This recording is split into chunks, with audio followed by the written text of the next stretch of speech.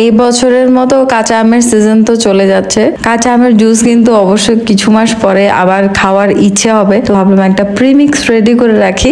আসসালামু আলাইকুম, welcome Panna's world এর আরো একটি নতুন রেসিপিতে। আমি কয়েকটা কাঁচা আম নিয়ে নিলাম এবং ভালোভাবে পিলারের সাহায্যে খোসা ছাড়িয়ে নিচ্ছি। একটি পাত্রে পানি দিয়ে সেদ্ধ হতে রেখে দিব। আমগুলোকে কিন্তু আমি গোটায় সেদ্ধ হতে রেখে দিয়েছি। 30 থেকে 40 মিনিটের মতো সময় লাগতে পারে। আম যখন সেদ্ধ হয়ে যাবে তখন এগুলোকে আমি সম্পূর্ণ ঠান্ডা হতে রেখে দেবো, গরম অবস্থায় ধরতে যাবেন না। আমগুলো পুরোপুরি ঠান্ডা হয়ে গিয়েছে। এবার আমি একটি নাইফের সাহায্যে সম্পূর্ণ আমগুলোর পাল্প আমি ছাড়িয়ে নিচ্ছি। এবার আমি একটি ব্লেন্ডার জার নিয়ে নিব। ব্লেন্ডারে সেদ্ধ আমগুলো নিয়ে নিলাম। এবার এতে অ্যাড করে দেব পুদিনা পাতা। এবার সবকিছু ভালোভাবে ব্লেন্ড করে নিব। দেখতে পাচ্ছেন কতটা স্মুথ হয়ে গিয়েছে এর টেক্সচারটা। এবার আমরা একটা মশলা বানিয়ে নিব।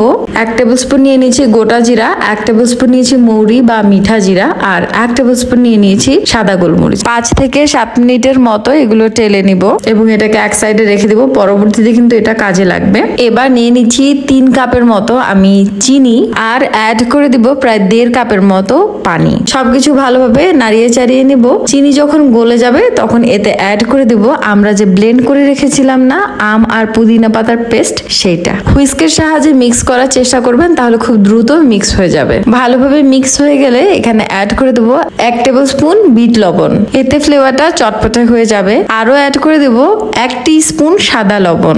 সবকিছু ভালোভাবে মিক্স করার পর অ্যাড করে দিব যে মশলাটা তেলে ব্লেন্ড করে রেখেছিলাম সেটা। এবার এটাকেও হুইস্কের সাহায্যে ভালোভাবে নেড়েচেড়ে মিক্স করে নিব। যেহেতু এটা একটা কাঁচা আমের শরবত, তাই আমি কালারের জন্য এখানে গ্রিন ফুড কালার অ্যাড করেছি।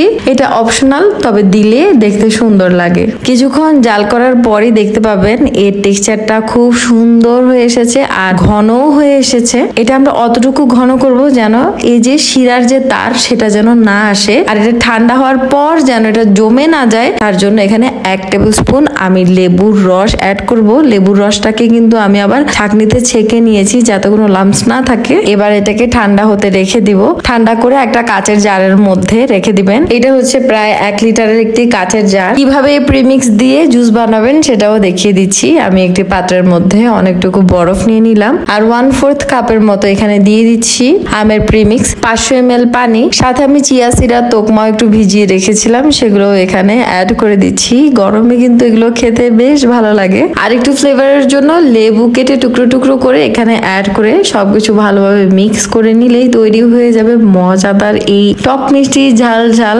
ফ্লেভারের কাঁচা আমের শরবত। এই প্রিমিক্স দিয়ে আপনারা 30 থেকে 40 গ্লাস শরবত কিন্তু অনায়াসে বানিয়ে ফেলতে পারবেন।